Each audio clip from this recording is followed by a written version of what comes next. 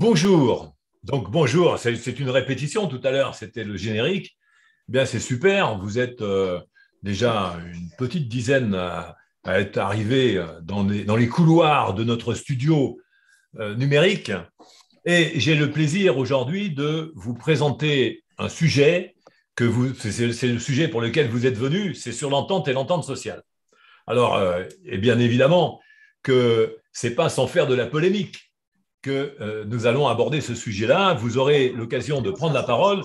Vous avez la possibilité, comme vous avez compris, de dialoguer avec nous, avec le petit onglet qu'il y a sur votre écran, sur le bas de votre écran, où vous pouvez discuter, poser des questions, enfin voilà, échanger. Vous avez ici, nous avions annoncé Jésus Rubio, mais ben voilà, il n'y a pas eu de miracle. Jésus est en voiture et il ne peut pas être là. Donc, c'est Jérôme qui va assurer également le partage sur ce que Jésus a envisagé de pouvoir dire et sur les différents éléments de l'entente et de l'entente sociale, sur des situations, parce que Jérôme, c'est les contextes dont il va parler, et Rim Suissi, qui est ici aussi, qui aura la parole juste après moi, quand j'aurai présenté les éléments d'histoire et théorique, parce que vous savez que moi, je suis chargé sur cette émission d'aborder les sujets par la théorie. Et donc, Rim est là pour parler du concret, des exemples, du vécu. Alors, ça ne m'empêchera pas d'y faire référence, mais bien évidemment, Rim va être beaucoup plus précise sur le plan du concret et du vécu. Et Jérôme aussi abordera ces aspects-là après. Et puis ensuite, vous connaissez le déroulement de notre émission. Il y aura un moment de partage, préparez vos questions, dites mais qu'est-ce que je pourrais dire moi au sujet de l'entente, qu'est-ce que je pourrais raconter, mettez-vous en bouche ces bonnes idées et après il y aura donc les réponses et puis il y aura le moment de petite actualité et l'annonce de la prochaine émission qui sera aussi super, hein, une très bonne émission avec un invité que je vous dis déjà, ce sera Patrick Jacquemart, le médiateur de la ville de Bordeaux, mais on abordera également des aspects d'entente, mais vous verrez que c'est aussi très concret pour la prochaine émission, donc la semaine prochaine. Et aujourd'hui, donc, il s'agit de l'entente. Alors, j'ai chauffé un peu le numérique là, pour laisser du temps aux personnes d'arriver, donc merci et bonjour à tous. Je vais vous faire un petit brin d'histoire parce que c'est difficile d'aborder un nouveau paradigme sans se disant, bah, tiens, j'y vais tout de go. C'est comme si vous alliez expliquer à quelqu'un qui vit dans sous le soleil en permanence depuis tout le temps, qui n'a jamais vu la neige, eh bien, vous allez lui expliquer ce que c'est que la neige. Mais en fait, il faut commencer par lui expliquer ce qu'il vit, comment il vit. Et donc, ça veut dire faire un brin d'histoire. Et ce brin d'histoire sur la situation, je voudrais vous dire comment une société s'est élaborée. Comment, en fait, on peut imaginer que les sociétés se sont élaborées. Alors, vous avez vu que c'est toujours là-dessus que repose une civilisation. Quand on veut parler d'un modèle d'organisation de société, comme celui de l'entente, hein, parce que c'est bien de ça dont je vais parler après, bien, il faut commencer à se dire, mais comment une société s'est-elle organisée? Bien, vous voyez que nous avons plusieurs outils de référence qui racontent comment une société s'est organisée. L'outil dans le monde occidental, c'est la Bible, qui nous dit, ah, je vais vous expliquer, un jour, il y avait un mec qui était complètement là-haut, qui n'était pas vraiment un mec, qui était au-dessus de tout le monde, hein, le souverain créateur, qui a décidé de faire des humains à son image, sur la planète. Et puis, il a créé Adam et Ève, etc. Donc, et puis, voilà comment la société s'organise. Et regardez qu'il y a dans ce livre, que certains considèrent comme moi un livre de fiction, le premier bouquin de fiction quand même de l'histoire humaine, hein, mais pour d'autres, c'est la référence culturelle, c'est ce livre-là raconte comment l'humain peut être attiré par quelque chose de négatif, par le mal, par le fait de faire du mal à l'autre, hein, Et puis, parce que c'est le diable qui va le guider, l'animer, ou alors qui va être plutôt attiré par le bien, par le fait d'être attentif aux autres, etc. Donc, on a cette représentation bien mal dans la société qui s'organise au travers d'une représentation spirituelle. Mais avant la Bible, ben, il y avait aussi les civilisations égyptiennes, mésopotamiennes, etc. Il y avait déjà des référentiels, des récits qui racontaient comment l'humain avait commencé à s'organiser. Et donc, au siècle des Lumières, parce que je fais un saut rapide, parce que sinon on va y passer du temps, au siècle des Lumières, ils ont recommencé à penser comment une société s'est organisée. Et il y a eu plusieurs théories, principalement deux. Il y a la théorie que Rousseau avait retenue, que l'homme est fondamentalement bon, hein, et puis qu'en fait, c'est la société qui le pervertit. C'est le genre du mythe de Gigès. Hein, vous le savez, dans Platon, il y a un berger qui est vraiment un bon berger, super sympa, super attentif à tout le monde, etc., tant qu'il est tout seul, en fait. Il est attentif à tout le monde, mais parce qu'il est tout seul, donc ça pose pas de problème. Mais dès qu'il commence à aller avoir un peu de pouvoir et qu'il rentre dans la vie en société, eh bien, la société va le pervertir. Voilà. Donc ça, c'est un aspect important de la manière dont on peut considérer l'humain. L'humain peut être perverti par la société. Voilà. Donc ça, c'est une théorie de Rousseau. Et pour ça, ben, il faut mettre en place, pour régler ces comportements, il faut mettre en place un contrat. Et un contrat qui va s'imposer à chacun et auquel chacun va devoir se soumettre par ce que la Boétie disait un peu en avance, hein, mais dans le même état d'esprit et dans l'influence des Lumières, la servitude volontaire. Et donc, il y a un autre courant, hein, c'est celui de Thomas Hobbes, qui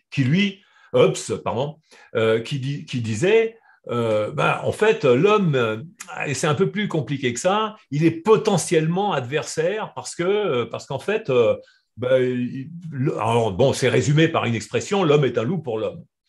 Mais ça veut dire qu'en fait, il est comme ça, c'est un prédateur naturel, on pourrait le synthétiser comme ça, c'est un prédateur naturel, et ce prédateur, en fait, quand il arrive en société, il faut lui mettre des règles, et on se retrouve dans le modèle qui est plus américain, hein, dans l'idée américain anglo-saxon, où l'homme est armé pour se défendre vis-à-vis du prédateur humain qu'il a en face de lui, mais la société lui impose des règles. Donc, dans les deux cas, on a le modèle du contrat social qui vient et qui se justifie par une conception de l'humain.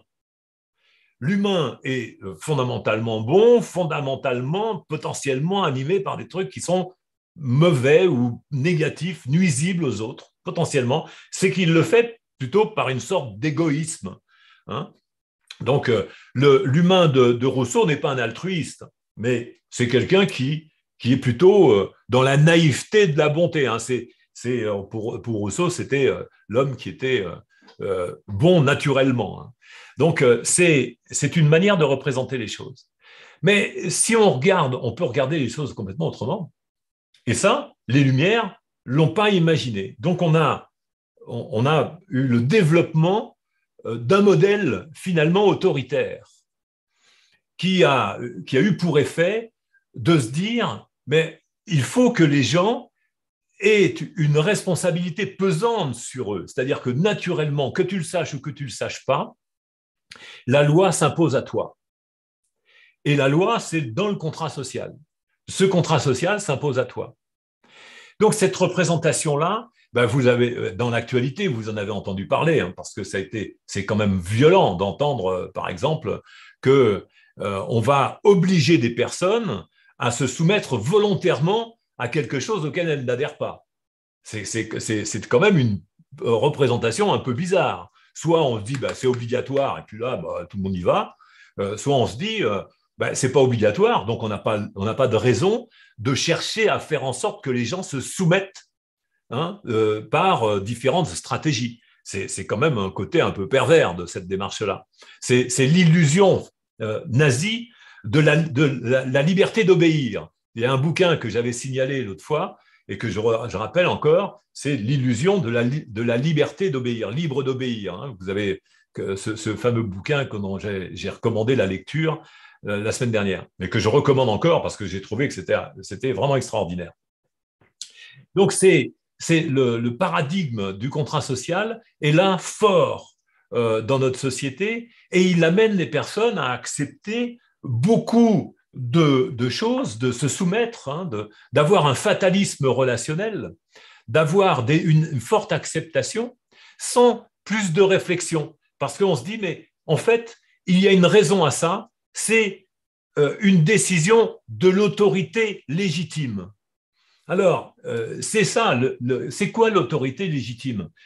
Pour revenir au contrat social et au contrat et en amont aux lois divines hein, qui étaient écrites, scellées sur la pierre de Moïse, eh bien, c'est de dire l'autorité légitime, c'est l'autorité souveraine. C'est l'idée qu'il y a une force, une puissance souveraine. Et remarquez bien que la puissance souveraine, elle existe dans le courant spirituel, mais elle existe également, cette autorité souveraine, avec le modèle du monde juridique. Dans le monde juridique, on a l'autorité souveraine des élus, l'autorité souveraine élue au nom du peuple. Le peuple, c'est une pure fiction, c'est quelque chose qui n'existe pas. Mais c'est comme, je dirais, c'est un monde imaginaire, une personne imaginaire à laquelle on va attribuer une volonté, une détermination avec un pourcentage de participants à des élections. Par exemple, hein, on va se dire, c'est élu, il est légitime parce que il a été élu par le peuple. Alors, quand on fait le décompte des voix qui ont posé cette légitimité, on s'aperçoit qu'il n'y en a pas beaucoup. Hein. Et puis, au bout du compte, c'est quand même l'autorité qui vient, et l'autorité verticale. Donc, il y a une légitimité souveraine qui s'impose. Et c'est là où, en fait, se pose la question de savoir pourquoi on se soumet, à qui on se soumet. Et qu'est-ce qui fait que je vais accepter de me soumettre? Dès lors que je me pose cette question, je mets en cause l'autorité souveraine. Dès lors que je me pose la question pourquoi est-ce que je vais me soumettre, je me pose la question du sens de ma vie, mais également de la légitimité de l'organisation sociale. Alors, moi, j'ai fait ce chemin-là. Et je vous invite, en tant que médiateur ou en tant qu'aspirant à la médiation professionnelle, à réfléchir comment les gens peuvent accepter un certain nombre de compromis ou alors aller vers la construction des ententes. Alors, je vous dirais que je ferai un équivalent de similitude pour parler de ce que vaut la loi et de ce que vaut également l'entente, ce que vaut le contrat social au regard de l'entente et ce que vaut la construction, les outils pour élaborer l'entente au regard des outils pour consolider le contrat. Regardez que pour consolider le contrat, il y a des lois qui sont posées et qui disent voilà où est votre responsabilité. Tandis que pour ce qui est de l'entente, bien, il y a de l'ingénierie relationnelle, c'est-à-dire il faut apprendre à communiquer, il faut apprendre à s'affirmer, il faut apprendre à donner la parole à l'autre, il faut apprendre à reconnaître l'autre, il faut apprendre à construire l'altérité, il faut apprendre à manager en contribuant, non pas en imposant, en faisant participer. C'est autre chose, c'est-à-dire qu'on est toujours en train d'apprendre. Ce paradigme de l'entente, c'est celui qui est associé à l'instruction, à l'enseignement, la pratique pédagogique, la formation tout au long de la vie. Mais pas une formation pour produire, une formation pour pouvoir vivre en société, c'est-à-dire la qualité de la relation, de la vie en société. C'est une réflexion sur le sens de la vie en société. Tandis qu'avec le contrat social, il n'y a pas de réflexion sur le sens. On se soumet et on se tait. On se plie toute la vie. Et on dit aux autres, moi j'ai vécu ça, toi aussi tu peux quand même te soumettre. Et remarquez bien que quand je dis ça, je suis parfaitement conscient que j'en appelle, par exemple, à la gouvernance et que je dis, mais ce sont des gens qui ont été formatés, non pas des gens qui ont été formés en pensant qu'ils vont réfléchir, ils ont juste pensé pour penser, ils ont été formés pour penser dans une continuité, pas pour réfléchir au sens de l'existence. La preuve, je dirais, à chaque fois que j'entends des gens qui parlent de la vie en société, j'entends qu'il faut gérer. Il faut gérer des biens, il faut gérer de la production, de la productivité, il faut gérer des entreprises, il faut gérer la vie publique, il faut faire baisser les investissements ou les fonds dans le système judiciaire, dans l'éducation, dans les hôpitaux. Il faut gérer de l'argent. Mais en fait, on gère quoi? On impose ça, une modélisation, à des personnes qui se trouvent être des éléments de la gestion. Ils sont des outils, des instruments de la gestion. Et l'entente, c'est pas ça. L'entente, c'est une incitation permanente à la participation. C'est-à-dire que dans la médiation professionnelle, pour faire le lien, regardez bien que le médiateur doit savoir animer une discussion, une libre discussion, une incroyable libre discussion. J'ai même appelé ça l'inimaginable discussion, pour dire que des personnes sont dans une situation où elles n'imaginent même pas qu'il serait possible de discuter de quelque chose. Et quand j'ai créé ce concept, c'était l'inimaginable discussion. Je ne pensais pas à l'époque à l'entente, mais j'étais en train de faire la construction d'une entente entre deux chefs d'entreprise dont les actionnaires avaient décidé un rapprochement. Et il y en avait un qui allait devoir partir. Mais pourtant, ils allaient devoir s'entendre sur la pérennité et la manière de pérenniser l'entreprise, de consolider l'entreprise. Et il fallait que tous les deux, même celui qui part et qui allait partir, il fallait qu'il soit content d'avoir contribué à ce projet. Et c'était ça, l'ambition, c'était d'arriver à faire que l'entente, on n'est pas obligé de continuer à vivre ensemble. On peut très bien rompre, on peut très bien arrêter d'être en relation, mais par contre, eh bien, il faut que ça soit constructif, contributif pour soi.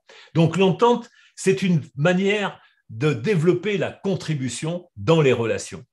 Et les médiateurs professionnels doivent être des professionnels de cette ingénierie dans la relation qui construit d'une manière impérative, qui construit les ententes et la contribution des projets relationnels durables, pérennes, et qui peuvent revenir. Quand je dis durable et pérenne, je dis bien, ils peuvent même revenir devant le médiateur qui va les aider à construire et à élaborer. Et d'ailleurs, à ce sujet-là, ça va être Rim qui va prendre la parole parce qu'elle va se dire, mais Rim a des exemples. Et puis surtout, déjà, son premier exemple, quand je parle de tout ça, de l'entente, et puis de la manière de développer la médiation, elle a été surprise, m'a-t-elle dit. Alors, je vais lui donner la parole. Rim, tu voulais apporter ton témoignage. Je te remercie. Merci Jean-Louis. Bonjour à tous. Oui, alors effectivement, pour les exemples concrets, le plus concret, bien sûr, c'est mon exemple moi-même, et je parlerai aussi des personnes que j'ai commencé à accompagner en médiation ou bien en qualité relationnelle. Donc, je voulais partager en fait le fait que quand j'avais rejoint le PMN, j'étais partie avec l'idée d'aller apprendre à résoudre les conflits. Alors, je suis assez fière d'avoir utilisé ce verbe déjà sûrement dans ma lettre de motivation pour entrer à l'EPMN, puisqu'après j'ai pu comprendre qu'entre la résolution de conflits et la gestion de conflits, il y avait vraiment un gros gap, un gros fossé. On verra peut-être pourquoi, mais c'est pas l'objet de mon propos. Et donc, en fait, ce qui s'est passé, c'est qu'en apprenant, et Jean-Louis, tu en as parlé de cet apprentissage, en apprenant les outils de la médiation professionnelle, ce qui se passe en fait, c'est que j'ai appris un certain nombre d'outils et de choses qui m'ont permis de faire des prises de conscience, un petit peu cette sortie de grotte qui illustre nos premiers cours à l'EPMN. Et en l'occurrence, c'est ce qui m'a permis d'avoir un autre regard sur les relations et de découvrir que le fait de savoir décrire ce qu'était une personne, ce qu'était une relation, et d'apprendre des outils, des techniques et une posture qui me permettent d'interagir autrement avec les personnes, en fait, ça me donnait un degré de liberté et une façon de vivre moi-même, de vivre bien sûr mes interactions, puisque en étant un être social, je ne suis pas toute seule, ben, en fait, ça a changé ma vie. Et c'est ça que j'ai eu envie de transmettre aux personnes, et c'est avec ces outils-là que j'ai eu envie d'accompagner les personnes. Et là, pour le coup, je vais passer sur ce que j'ai pu vivre avec les personnes que j'accompagne. C'est que déjà, en introduisant le processus de médiation professionnelle, lorsqu'on les a, lors du premier entretien, que l'on appelle, nous, l'entretien de motivation, eh bien, on leur explique qu'il va y avoir un premier entretien individuel. Donc, même si on n'est pas très explicatif en médiation professionnelle, ça, pour le coup, on est descriptif. Un entretien individuel qui va permettre de travailler avec eux sur les faits, sur les émotions. Et finalement, ça va être des entretiens préparatoires à une réunion dans laquelle nous, médiateurs professionnels, on ne va avoir un rôle que, je dirais, d'organiser la discussion et le dialogue, et qu'ils vont être capables de trouver par eux-mêmes une solution à leur conflit et de construire en fait un projet relationnel commun. Et c'est sur ces deux termes-là que les personnes sont très surprises et qu'elles se disent mais comment ça va être possible?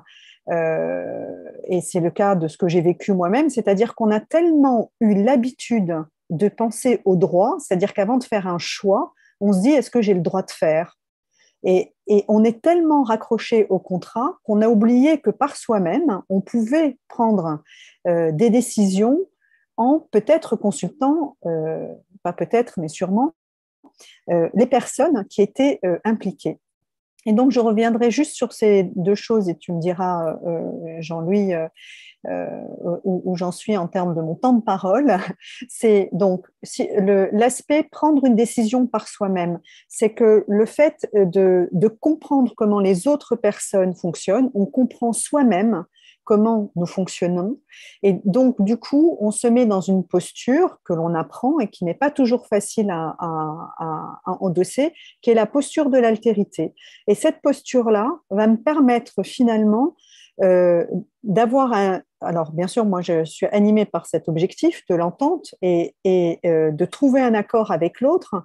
C'est comment on fait pour vivre ensemble, même si on n'est pas d'accord. Donc, Jean-Louis a parlé de rupture. On peut aussi avoir une rupture et être d'accord sur les modalités de cette rupture. Et là, je vais donner un exemple très, très basique en fait de la vie quotidienne.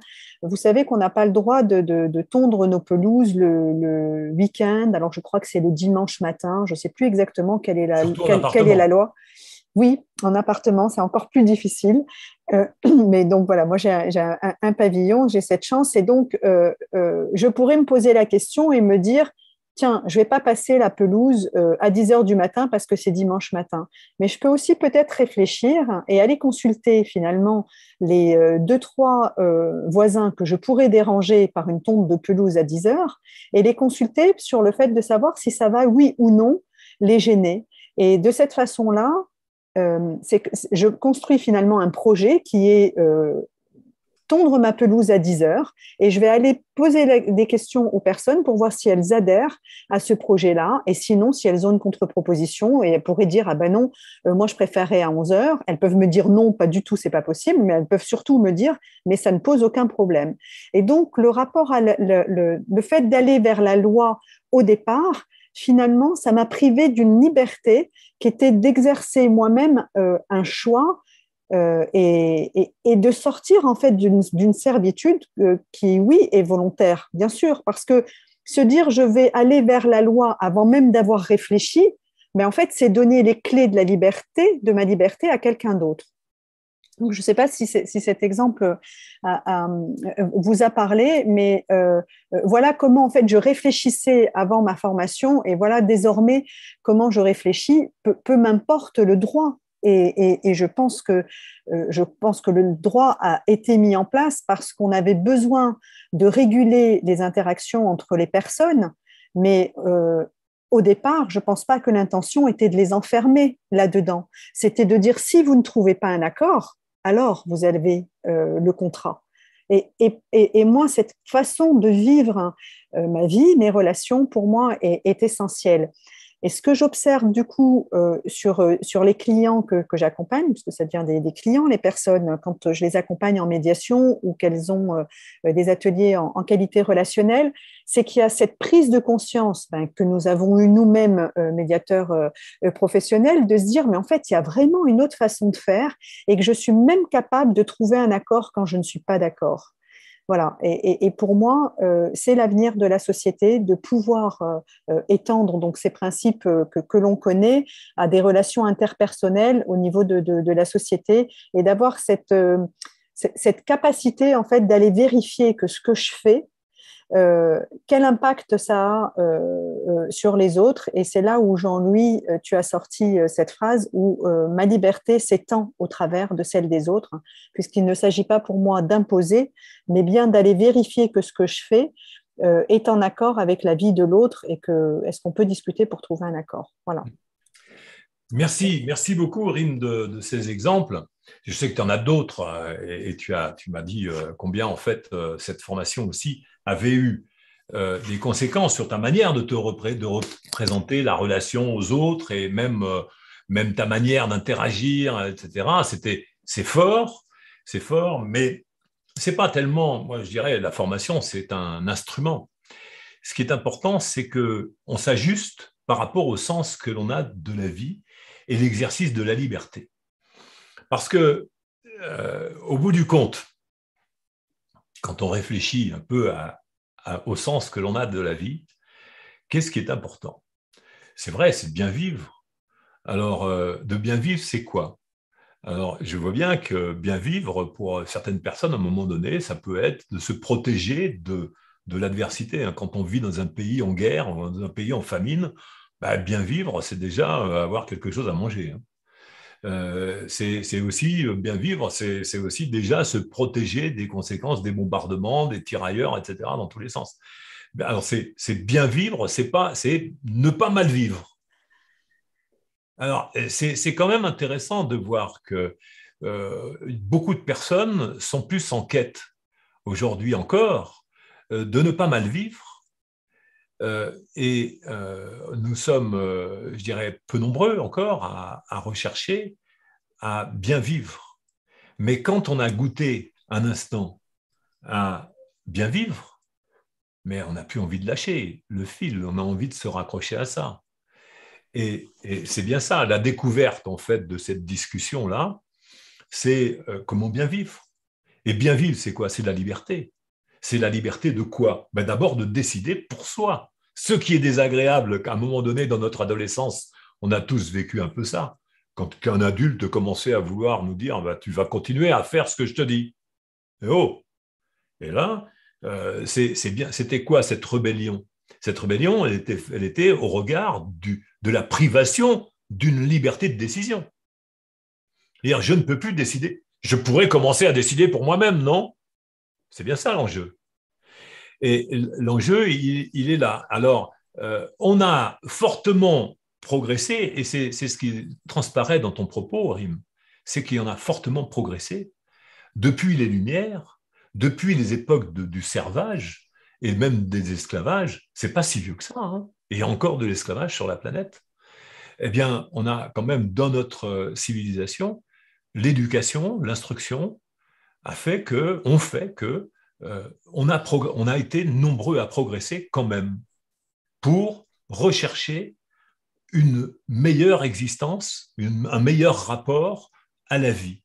Et la médiation professionnelle, à ce titre-là, parce que c'est vrai que je vais parler des différents courants de pensée sommairement en disant qu'il y en a deux.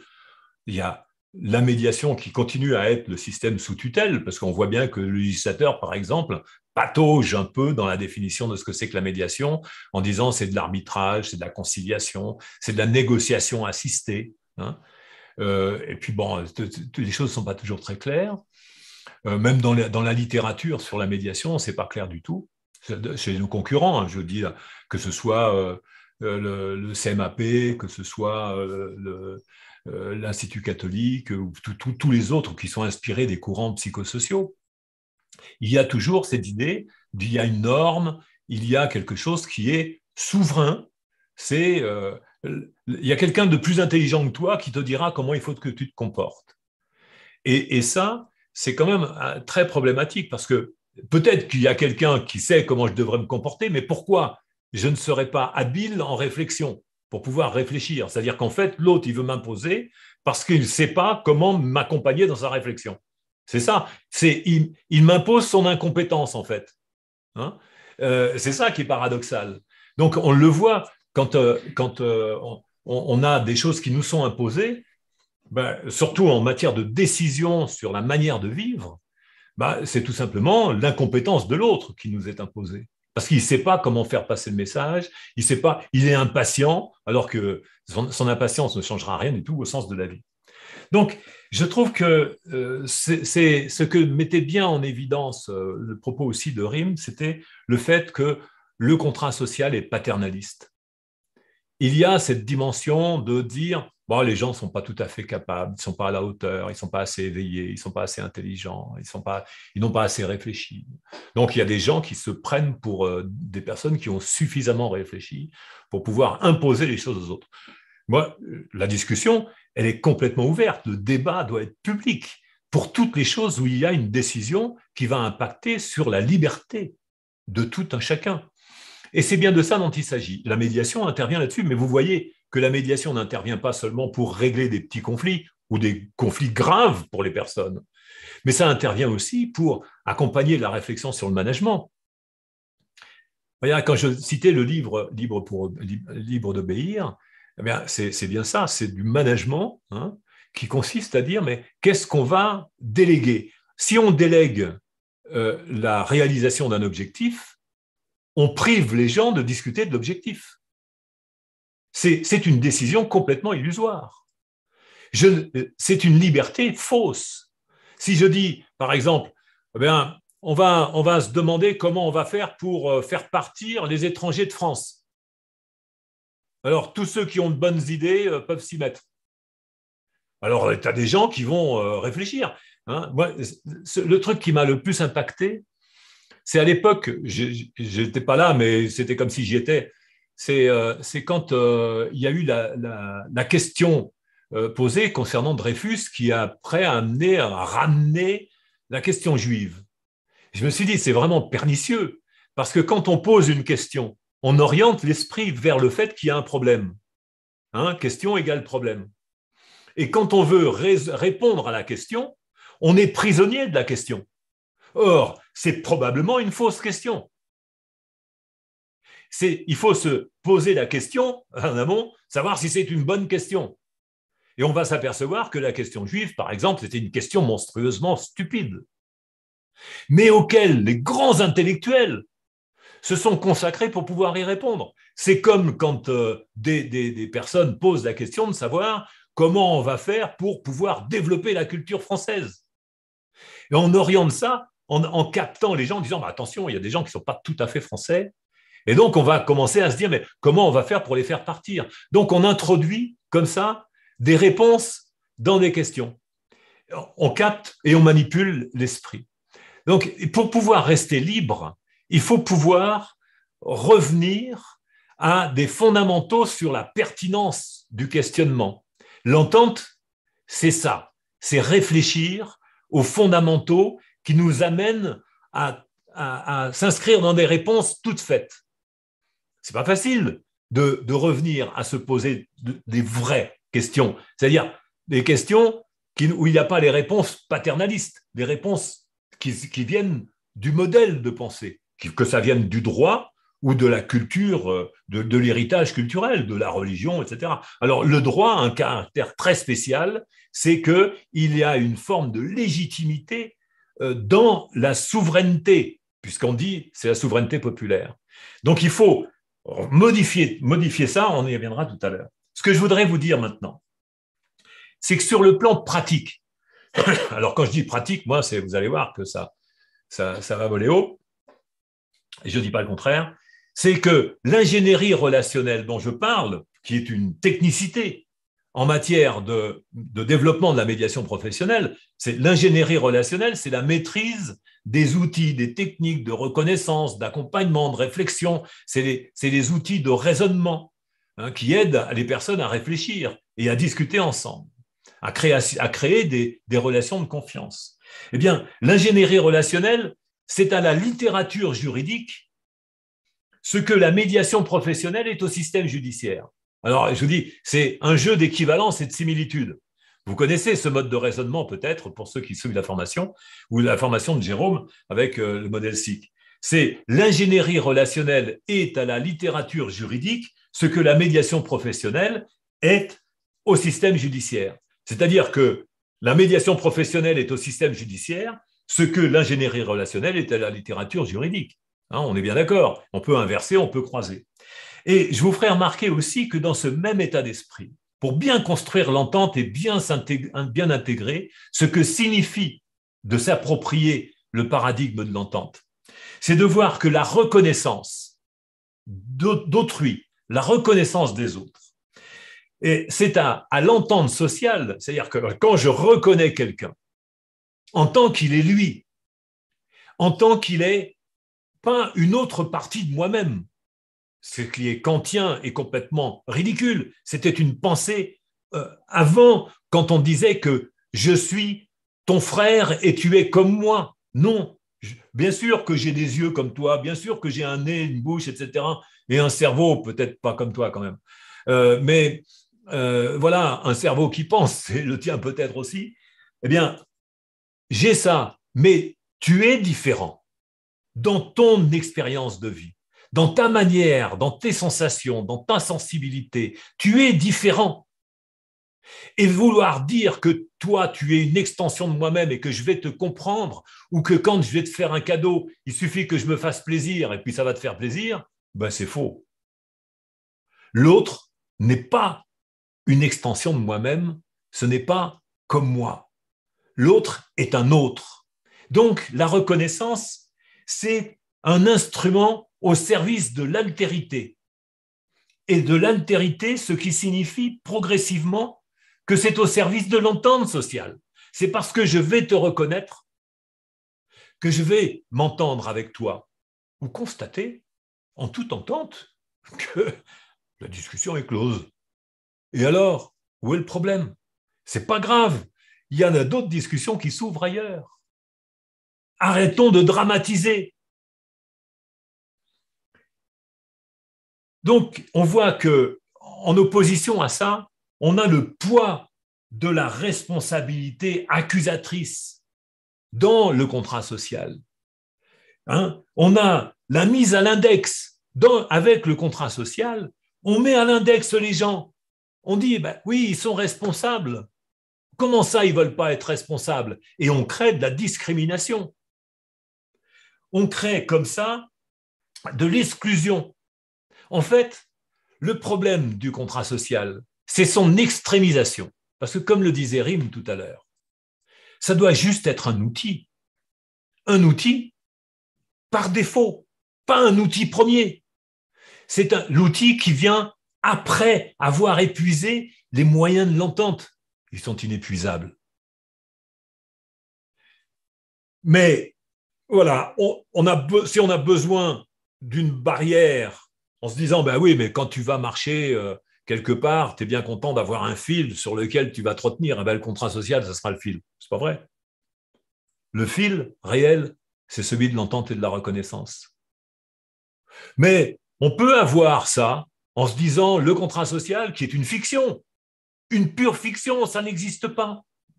On a le contrat social, c'est quelque chose qui est une invention d'une autorité qui n'existe pas, mais qu'on se balance de génération en génération.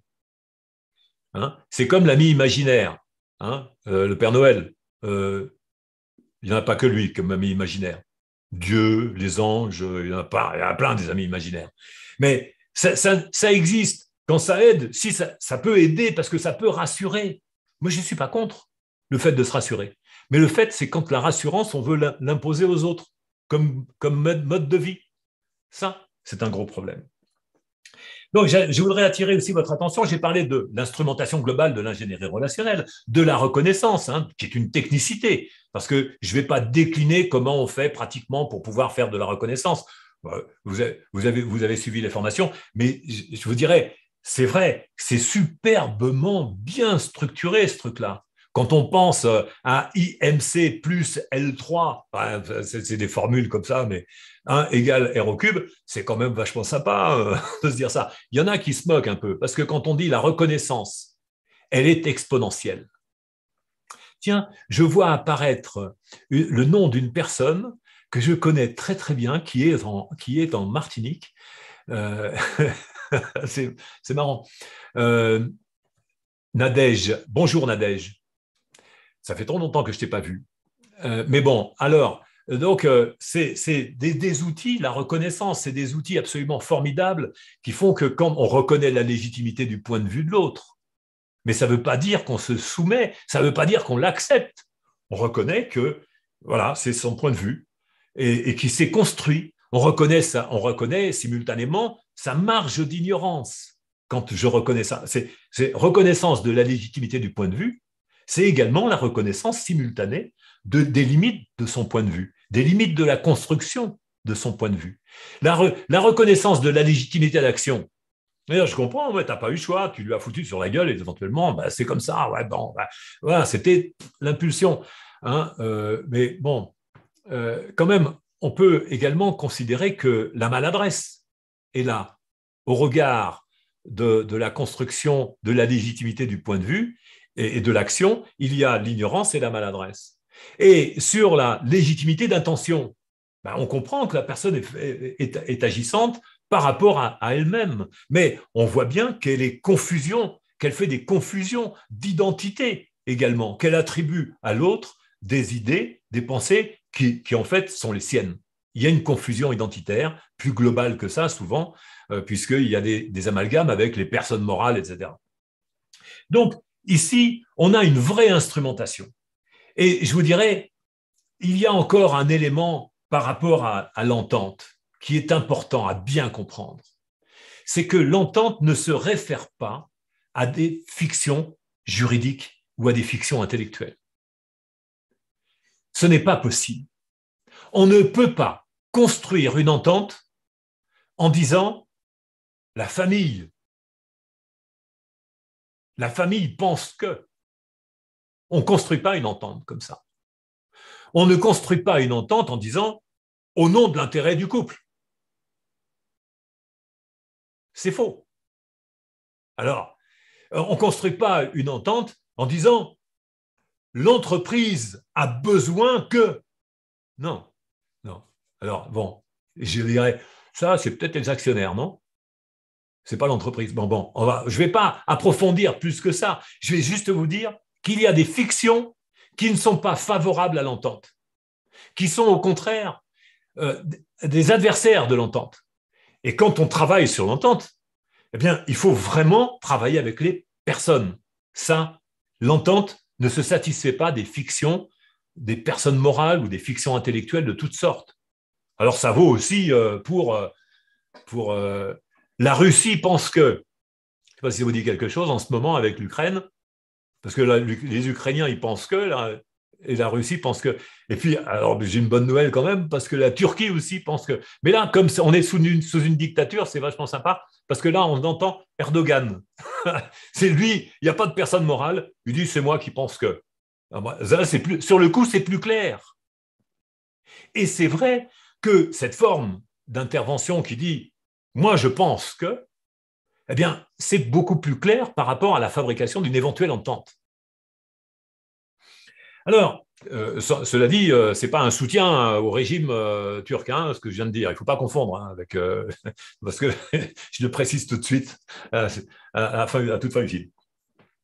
Donc, c'est bien pour déconfusionner le fait que les termes comme nation, comme peuple, etc., eh bien, la France n'a jamais pensé que. Moi, la France n'a jamais pensé, avec moi, qui suis français historiquement, je suis désolé, mais n'a jamais pensé qu'il était utile d'aller buter Kadhafi, par exemple, ou Saddam Hussein. Jamais. Jamais. Sans pour autant apporter mon soutien à un régime. Mais j'ai jamais pensé ça. Donc la France, qui est la France à partir de là? Est-ce que c'est une globalité ou est-ce que c'est en fait des personnes qui font de l'usurpation d'identité en faisant une confusion identitaire?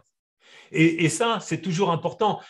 alors je vais dire, moi je le dis plus souplement, c'est une confusion identitaire qui nous permet de se dire, mais en fait, il faut déconfusionner pour pouvoir aller s'orienter vers une réflexion favorable à l'entente. Donc, voilà les éléments qui vont permettre de réfléchir à savoir comment on va poser un discours sur l'entente et bien développer, non pas un fatalisme culturel qui est de dire, bah, en fait, on n'a pas le choix, il y a des règles, il y a des... Non, on peut arriver à créer des formes relationnelles. Et je pense que dans notre équipe de médiateurs, avec Jérôme, avec Aïcha, avec Jérémy, avec toute l'équipe, hein, avec Rim qui vient maintenant, avec toutes les personnes avec lesquelles on bosse, Isabelle Maillard, que je vois aussi ici, bien, on a créé quand même une ambiance d'entente. Et on construit un projet. Alors bon, ça va pas vite, hein, on n'est pas des milliardaires, on fait pas des appels de fonds, etc. Mais n'empêche que ça fait 20 ans qu'on développe une forme d'organisation très ouverte. C'est plus facile, je dirais, d'en sortir que d'y entrer, c'est vrai. Hein, c'est la différence de certaines organisations. C'est difficile d'y entrer, mais c'est facile d'en sortir. Donc là, par contre, ben, c'est ça l'entente. Quand tu viens, tu réfléchis comment on va faire pour pouvoir construire, bâtir le projet, contribuer, etc. Chacun trouve sa place. C'est pas facile de trouver une place dans une organisation. Mais là, je parle d'une organisation privée et je voudrais bien faire la différence entre une organisation d'entreprise et un pays. Pourquoi je fais faire cette différence? Parce que je n'ai pas choisi de naître. Par contre, je n'ai pas choisi de naître français.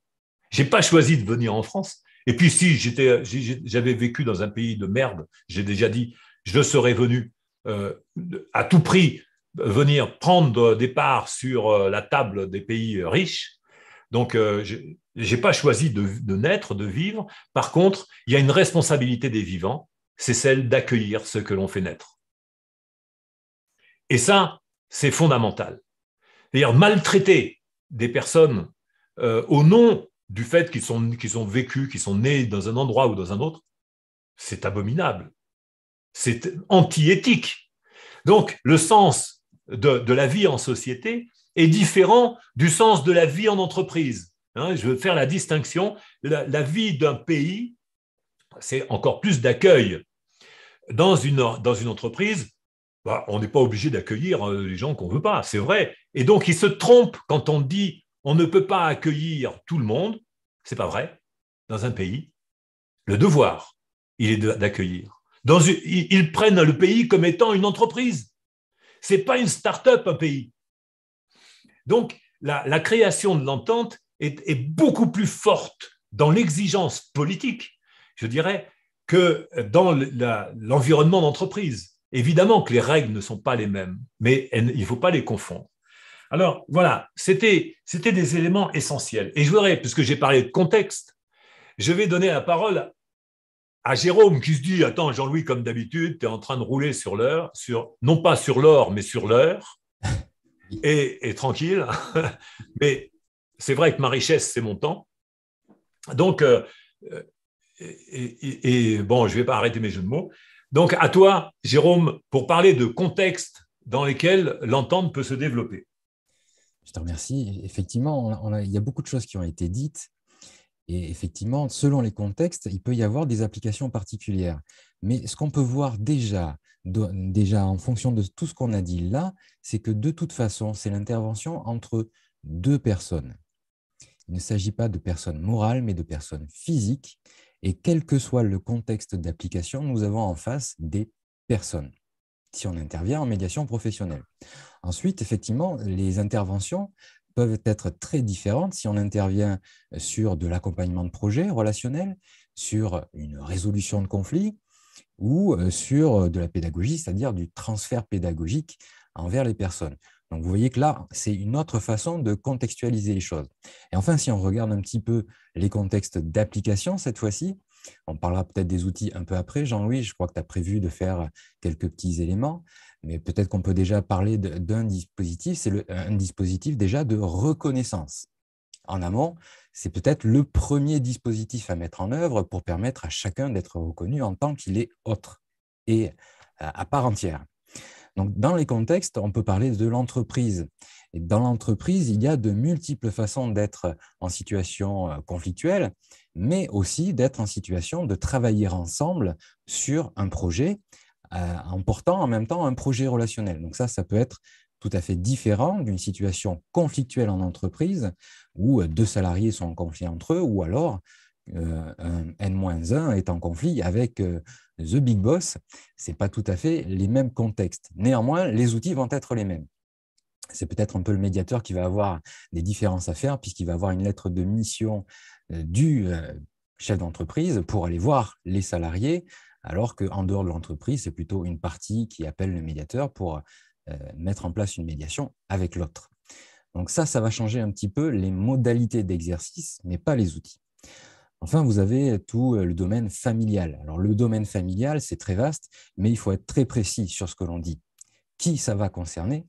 Eh bien, ça va dépendre de la situation. Si ce sont deux personnes qui se séparent, là, c'est une intervention qu'on pourrait qualifier de parentale ou de couple.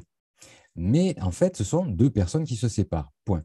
Après, il peut y avoir intergénérationnel, c'est-à-dire le petit-fils en conflit avec le grand-père parce que, eh bien, il a donné le couteau à sa sœur, à lui, et pas à lui, et donc il est en conflit. Voilà, c'est un peu caricatural parce que s'ils sont en conflit pour un couteau, ce serait très grave, mais peut-être qu'il y a d'autres éléments derrière qui ont fait une surenchère et qui aboutit à un conflit.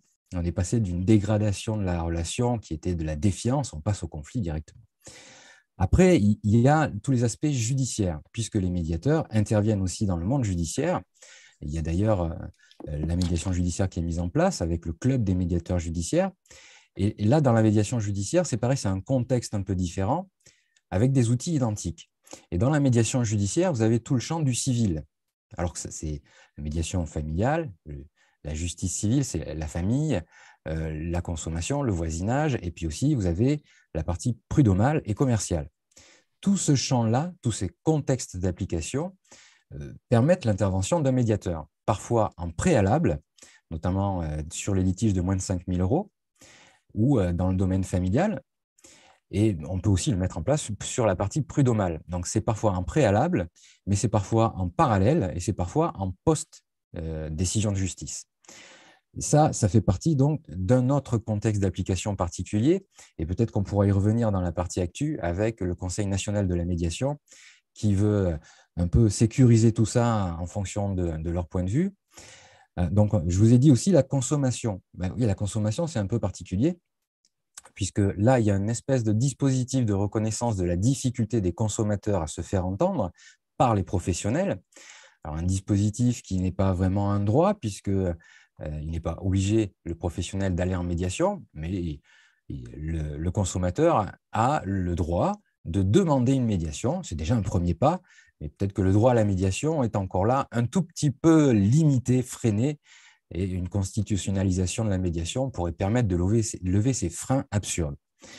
On peut voir aussi ça dans des associations. Alors, il y a des contextes très particuliers qui arrivent à beaucoup d'associations, c'est qu'ils ont des élus et ils ont des salariés.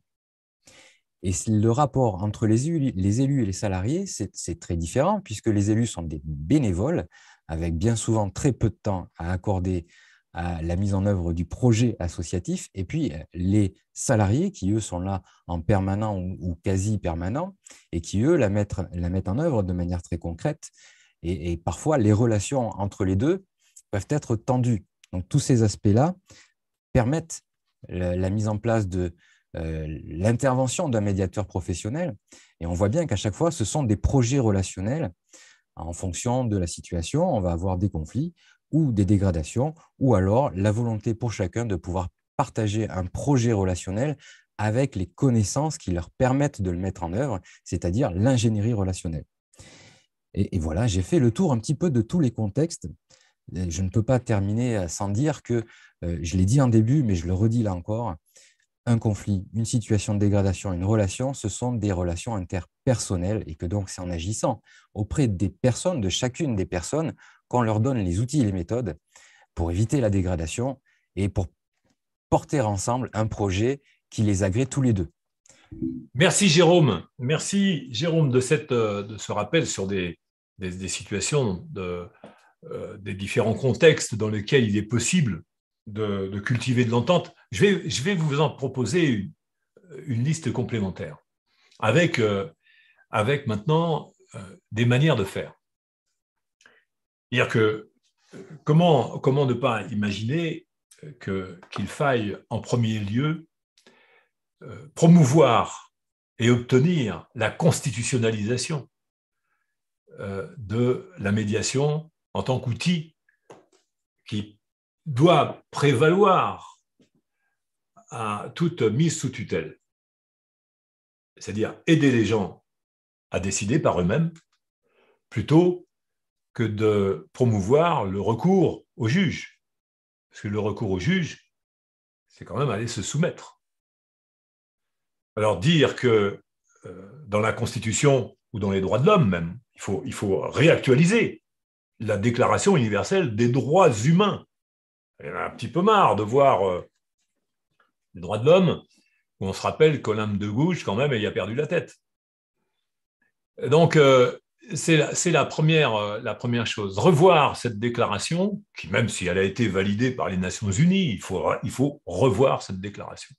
Et revoir cette déclaration au travers de l'exercice de la liberté et de l'apprentissage de la liberté.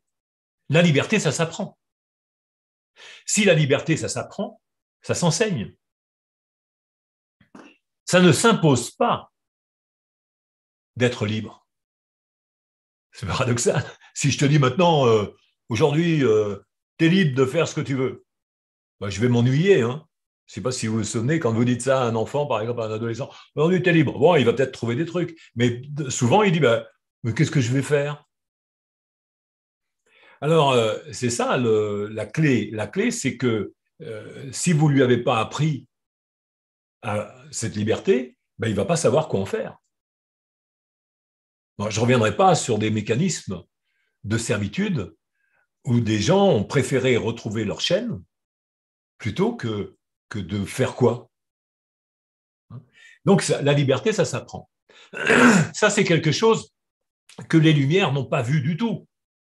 Pourquoi? Mais parce qu'ils étaient encore dans la pénombre de l'obscurantisme qu'ils avaient vécu.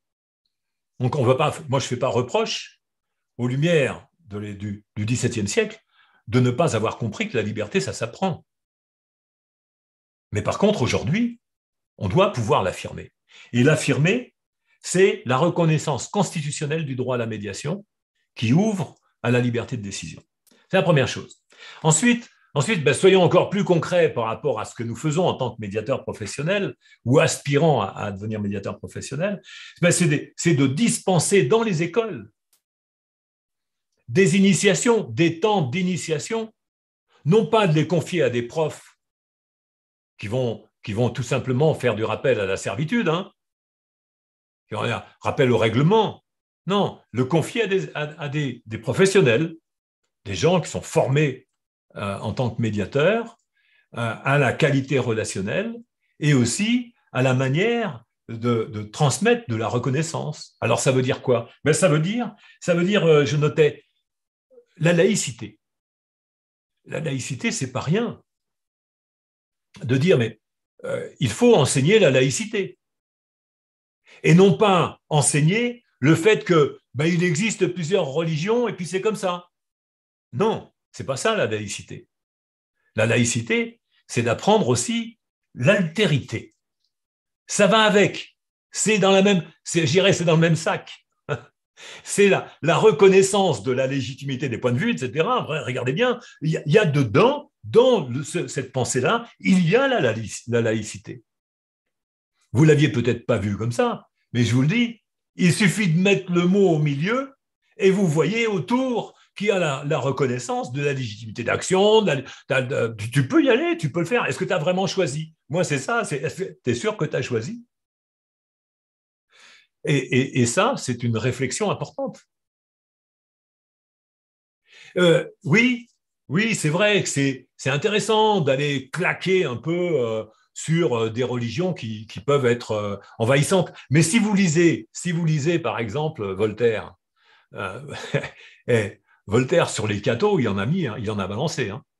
Parce qu'il disait, il commence son traité de la tolérance, Voltaire, sur une critique vraiment forte, virulente, des cortèges de gens qui sont masqués, hein, c'était le problème à l'époque, masqués avec des voiles, voilés, avec des toiles de tissu partout sur la tête et tout. On ne les voyait pas, on ne voyait pas leur visage, on ne voyait même pas leurs mains parce qu'ils mettaient leurs mains dans leurs manches et ils marchaient comme ça. C'est ce qui a valu à un jeune homme de 18 ans de se faire exécuter au nom de la religion qu'il n'avait pas respectée parce qu'il s'était foutu de la gueule. Il s'appelait le chevalier de la Barre. Ça a été la dernière victime d'une exécution au nom de la religion, au nom du fait qu'il n'avait pas respecté un convoi de religieux. Il l'avait même accusé d'avoir pissé sur la Bible, comme si c'était un problème. Ben oui, ça valait, à l'époque, ça valait le bûcher. Mais il n'avait pas eu, lui, il avait eu seulement le fait d'être torturé, brûlé vif, hein, quand même, et puis aussi, il lui avait planté le traité de la tolérance, cloué sur le torse, tandis qu'il était vivant. Ah, quand même, c'est quand même, aimons-nous, on est tous frères. c'est quand même un peu violent, je trouve. Donc, voilà, la laïcité, je dirais que c'est pas rien. Parce que dans notre société, la question se pose de l'accueil, tout simplement, de quelqu'un qui a des croyances différentes. Moi, il ne me gêne pas, hein. On fait la teuf ensemble, c'est tout, hein. Je m'en fous le reste. Mais c'est le problème, c'est vraiment être dans l'accueil. Et d'être dans cette relation d'altérité et que tout le monde apprenne ces référentiels d'altérité, parce que c'est dans l'école qu'on s'instruit et qu'on s'éduque. Parce que l'école, on parle d'éducation nationale, mais l'éducation, c'est apprendre le comportement. S'instruire, c'est apprendre des connaissances. Mais on voit bien qu'il y a ces deux éléments-là fondamentaux qui doivent être travaillés dans des formations initiales auxquelles des médiateurs doivent participer. Ils doivent aussi travailler sur la formation d'initiation à la qualité relationnelle. C'est vrai qu'on a développé ça. Vous avez appris dans la formation, pour ceux qui sont référencés dans la médiation, vous avez appris à des éléments fondamentaux de la qualité relationnelle pour les appliquer dans les contextes du conflit. Mais il y a aussi la transmission de cette qualité relationnelle. Et moi, je vous invite à vous approprier. Il y a une formation bientôt là, sur la qualité relationnelle qui va être animée par Fabien, d'ailleurs. J'ai vu ça apparaître aujourd'hui sur le workplace. Donc, je dirais, dans les collectivités, il faut dispenser de la qualité relationnelle dans les collectivités. Dans les entreprises, évidemment qu'il y a de la place.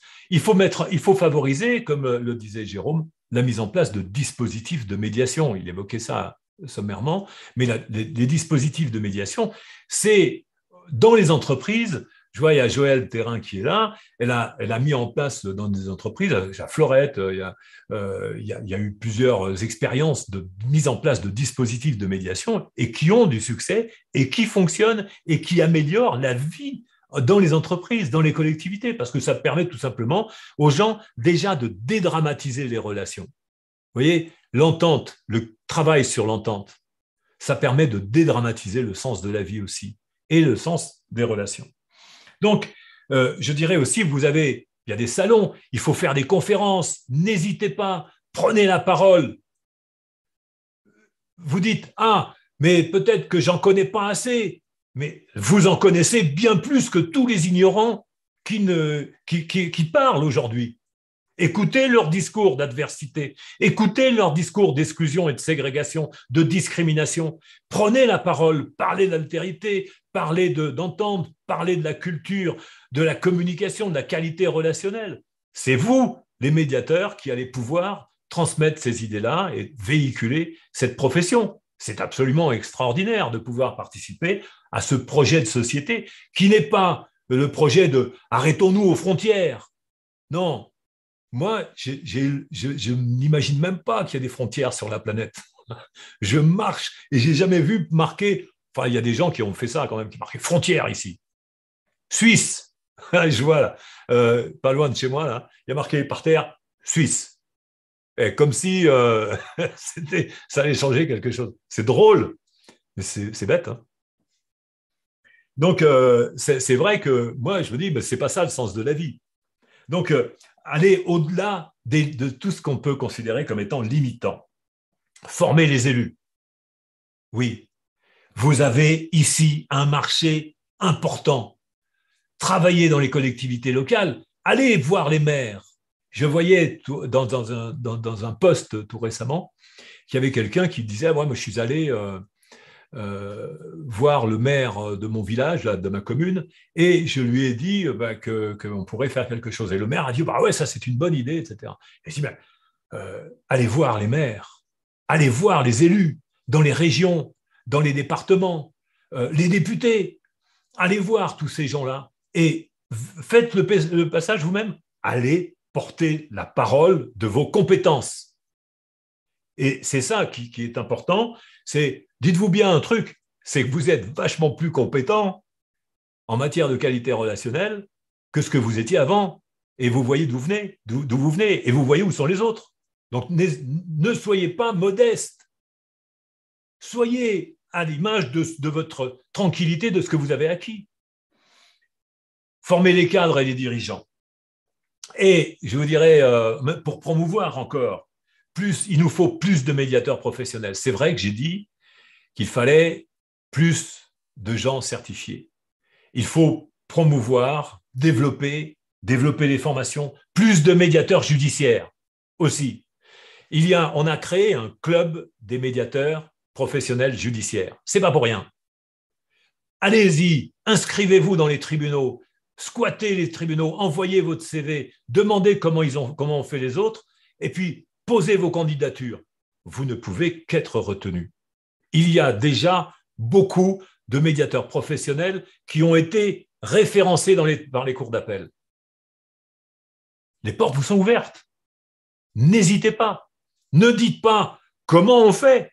Je vous le dis, écrivez une bafouille. Et demandez comment les autres ont fait. Partagez les informations, communiquez, allez-y.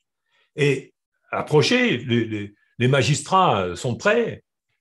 Et en plus de ça, il y en a beaucoup qui sont déçus de la médiation familiale, des diplômes d'État de médiateur familial. Il y en a beaucoup qui sont déçus. Donc, n'hésitez pas, allez-y, vous ne risquez pas de les décevoir. Et si vous avez un problème, vous savez que vous êtes accompagné pour réaliser les missions.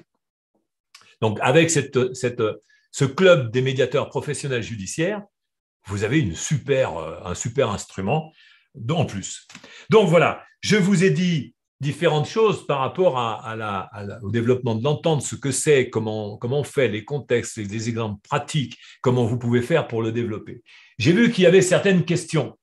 Il y avait une question, notamment, et je vais donner la parole tout de suite parce qu'il est 13h40, mais bon, on savait. Hein.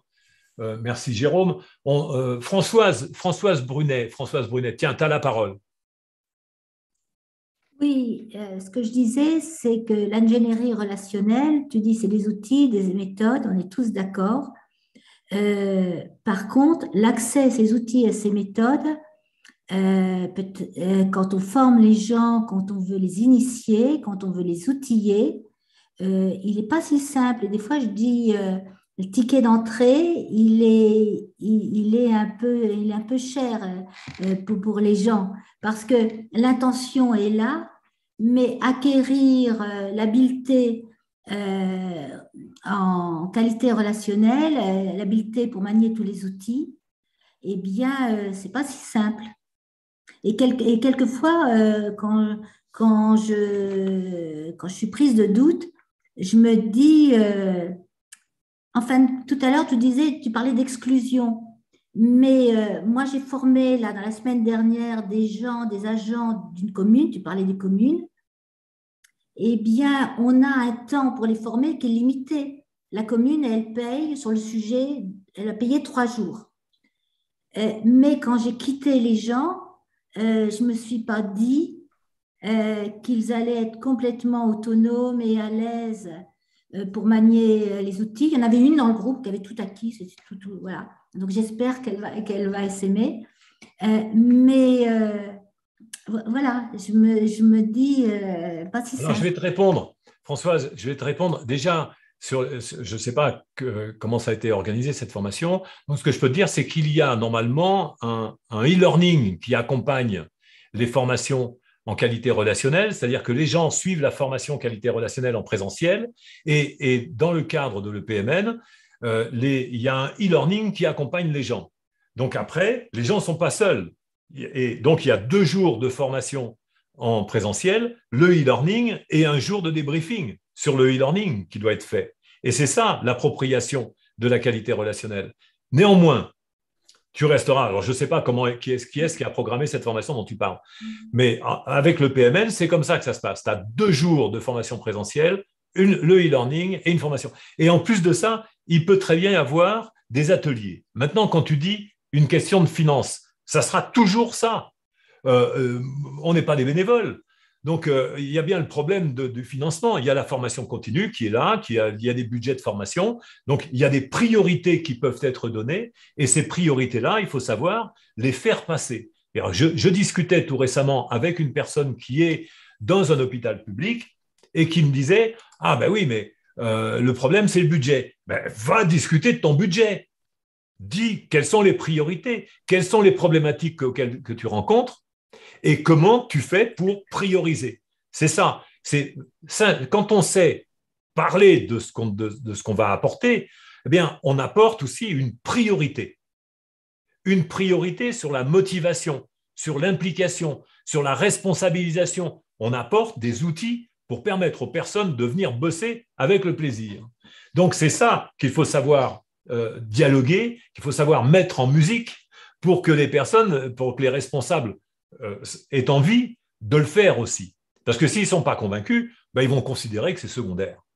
Mais s'ils sont convaincus et qu'ils voient ce que ça peut apporter, alors ils vont aussi mettre un budget en conséquence. Je vois que ce que tu disais, François, c'est que lorsque il y a des personnes, tu disais l'ignorance et la reconnaissance. Voilà, alors tu as fait beaucoup de posts là-dessus. Ouais, ce que je disais en bref, alors Oui. un peu pour provoquer, mais comme les outils ne sont pas si simples que ça, est-ce qu'on risque pas nous-mêmes d'être porteurs d'une exclusion cognitive? Alors, ça me rappelle à un moment donné, quand tu dis ça, j'ai percuté là, je cherchais ton post justement. À un moment donné, il y avait quelqu'un qui m'a dit, Jean-Louis, tu me tires vers le bas. C'est violent. Ça m'avait touché, ça m'avait beaucoup affecté. Non, tu rigoles. J'ai dit, ah bon, je te tire vers le bas. Mais j'ai dit, mais pourquoi? Ben parce que moi, je suis en quête d'harmonie, je suis en quête de tout ce qu'il y a d'être bien par rapport à l'univers, et toi, tu dis que ça ne t'intéresse pas. Bah ouais. Et alors? Je dis, c'est pas mon problème, c'est le tien. Mais elle me dit, mais pourquoi tu n'adhères pas à ce que je veux? Parce que ça ne m'intéresse pas. C'est tout simple. J'ai pas envie d'être en harmonie avec l'univers. J'ai juste envie d'être bien dans mon existence. Alors après, que ça fasse du bien à l'univers, je ne sais pas, je m'en fous. Au demeurant, je m'en fous. Maintenant, il y a des gens qui se prennent pour des esprits vachement supérieurs en connexion avec l'univers. Bah, tant mieux.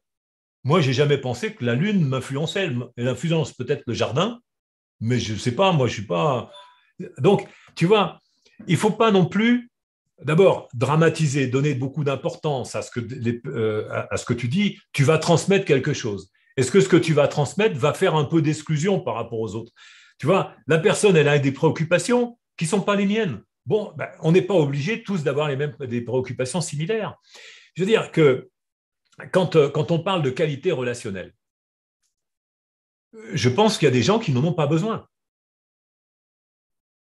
Ils n'en ont pas besoin. Ils n'ont pas envie. Donc, ce n'est pas le bon moment dans leur vie. Et ça ne sera peut-être jamais le bon moment. On apporte une instrumentation pour des personnes qui vont se dire ah super, tiens, ça j'en ai besoin, je vais pouvoir l'utiliser dans ma famille, avec mes voisins, avec mes copains, avec mes collègues. Voilà, on vous apporte une technicité. Tu vois, j'ai un gosse autour de moi qui m'a dit, pourquoi je vais apprendre le théorème de Pythagore? Ça ne me sert à rien. Alors je lui dis, mais si, ça va te servir. Ça va te servir. Mais il me dit, pourquoi? Je ne vais jamais faire des triangles dans ma vie professionnelle, je m'en fous. Qu'est-ce que tu veux que j'en ai à faire de ça? Hein, c'est un ado. Hein. Et je lui dis, mais tu sais, c'est pas pour que tu fasses des triangles. Ça t'apprend aussi à raisonner logiquement. Mais tu vois, là, pour l'instant, tu n'y es pas du tout. Donc peut-être qu'un jour, tu verras à quoi ça t'a servi. Et puis, il n'y a pas si longtemps que ça, il a voulu faire une cage pour une tortue. Et il s'est aperçu que quand même, c'était pratique d'avoir le sens de l'angle à 90. Tu vois? Et il a dit, tu vois, moi je me suis appliqué à lui dire, attends, t'as vu ton ongle à 90, comment il est? Tu vois? Donc si tu veux que ta tortue soit bien, ben, tu vois, c'est vrai que ce n'est pas le théorème de Pythagore, mais c'est un début. Alors, bon, il n'a pas encore compris complètement à quoi ça lui sera utile, mais il a compris quand même que c'était utile de réfléchir logiquement. Donc il y a du progrès. Eh bien, c'est aussi ça dans la vie. Les gens vont progresser en acquisition de techniques. Il faut leur montrer aussi l'intérêt de l'utilisation de cette logique dans l'ingénierie relationnelle. Oui, mais si tu veux, Jean-Louis, moi je suis habitée par comment on peut faire une pédagogie efficace pour des gens. Moi, dans mon groupe, j'avais des jardiniers. Et j'en avais un qui était plein de croyances et qui communique sur l'émotion et qui est en conflit avec tout le monde. Et je me disais, ben, ça serait bien qu'il ait quelques outils, celui-là. Parce que donner des outils. Alors, excuse-moi, mais c'est une erreur en formation. Là, ça ne relève pas de notre discussion directement, mais je vais te répondre et je vais passer à l'autre thématique parce qu'il est déjà 13h47 et je vais te répondre quand même par rapport à ça parce que c'est de la pédagogie. C'est-à-dire, quelle est l'urgence que tu as dans ta formation? Ton urgence, c'est de tenir ton programme parce que tu as des personnes qui le suivent. Et ce n'est pas une formation individuelle. C'est-à-dire que là, tu peux dire à la personne « monsieur », parce qu'apparemment, il s'agit d'un monsieur. « Monsieur, c'est génial ce que vous apportez là comme problématique avec des croyances, avec des convictions, avec des certitudes. C'est génial. Ce que je vous propose, c'est si ça vous intéresse, c'est un travail individuel. Parce que là, moi, j'ai un programme et comme il est 13h48, il va falloir que je passe à autre chose. Et tu vois, ça va l'interroger aussi. Parce que ça va l'interroger sur la priorité, sur l'importance qu'il a, lui, dans sa relation à l'autre, et le fait que quand il déborde dans ses propos, il déborde sur tout le monde et il tend à imposer tout le monde. Et là, toi, tu lui dis tout simplement, j'ai une organisation et j'ai un petit programme là, dont la suite va vous intéresser aussi et probablement, elle va éveiller chez vous d'autres questions. Et je vous remercie en attendant de tout ça. Merci Françoise. Merci. Qu'est-ce que j'ai encore? Il y a Joël, comme le disait Jérôme, dans les associations, il y a également des besoins, par exemple, etc. Ils ont besoin d'être accompagnés, donc vous avez accès à la discussion qui est à côté. Je vous remercie tous. Il y a des questions. Si vous avez d'autres questions, vous savez qu'il y a le workplace pour ceux qui suivent la formation à l'EPMN, parce que parfois il y a des personnes qui ne sont pas forcément de l'EPMN qui viennent aussi, parce qu'on fait la promotion de ces émissions sur LinkedIn, sur Facebook et puis sur Twitter et les réseaux sociaux. Donc, je remercie ceux qui ne sont pas élèves de l'EPMN de s'intéresser à la médiation professionnelle. Je remercie aussi les médiateurs professionnels et les élèves de la médiation de venir régulièrement suivre cette émission. Sur l'actualité, je l'avais dit, je ne résiste pas à vous dire, intéressez-vous à ce qui se passe en France. En France, n'est-ce pas, tournez-vous vers les Antilles. ça bouge dans les Antilles, ça chauffe dans les Antilles. D'ailleurs, ce n'est pas très étonnant parce qu'il fait bonne température, mais quand même ça chauffe. Il y a pas mal de contestations. Les gens sont surpris de la manière dont on leur impose des éléments sanitaires, des mesures sanitaires, alors qu'eux-mêmes, ce sont des personnels soignants et qui n'en voient pas l'importance et les urgences. Donc, ils constatent, comme le professeur Raoult l'a dit le 1er février dans sa dernière vidéo, que je vous invite à regarder, sa dernière vidéo sur un propos critique qu'il a par rapport à la politique vaccinale. Le professeur Raoult disait que quand même, il y avait de quoi s'interroger sur la religiosité actuelle. Donc, je trouve que c'est une thématique importante, intéressante. Les questions qui nous sont posées, sont-elles les bonnes? Sont-elles pertinentes? C'est une bonne réflexion pour l'entente. Et la prochaine émission, Jérôme va vous en parler, mais je commence puisque je vais le lancer, c'est sur la médiation, un recours citoyen. On l'a évoqué au début. Jérôme, c'est toi qui as la parole en dernier. Eh bien, je te remercie. Effectivement, l'émission de la semaine prochaine, alors là, on est dans un contexte bien particulier, c'est la médiation en recours citoyen. Et pour cela, nous avons comme intervenant Patrick Jacquemart, comme tu l'as dit, Jean-Louis, qui est médiateur de la ville de Bordeaux, mais qui a beaucoup travaillé avec plein de petites municipalités avant d'avoir ce poste-là. Et il nous parlera justement de son expérience passée et présente, puisque là, il est en train de mettre en place tout un dispositif au niveau de la ville de Bordeaux, avec dans chaque mairie de quartier des médiateurs pour développer l'entente et l'entente sociale. Donc, vous voyez que ça va continuer un petit peu la discussion d'aujourd'hui. Et puis, nous aurons aussi Jésus Rubio, qui, lui, est secrétaire général de la CPMN, mais qui est très impliqué dans la dispensation, je ne sais pas si le terme est exact, mais il dispense beaucoup de formations sur la médiation professionnelle et il est très impliqué au niveau du syndicat, donc il a aussi beaucoup de choses à apporter sur ce recours citoyen.